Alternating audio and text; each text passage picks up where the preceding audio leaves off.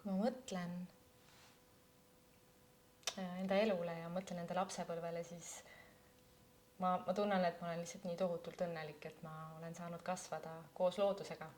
Nii linnalapsena, linnametsas uidates kui ka päris maal vanaema juures ja tunda seda loodusega üheks olemise tunnet, mitte seda eraldatust ja tunnet, et ma olen õige.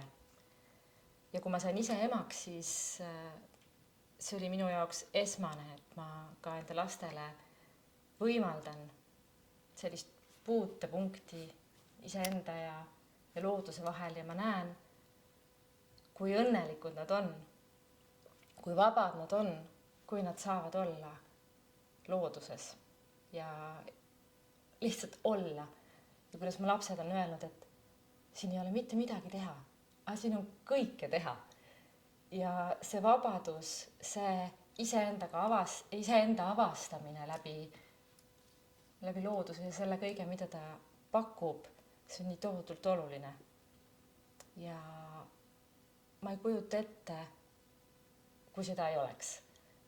Ja ma soovin, et kõik me, kes kasvatame pisikesi inimesi, mõtleksid sellele, et kui oluline on näidata oma lastele seda, mis tegelikult päriselt tähtis on.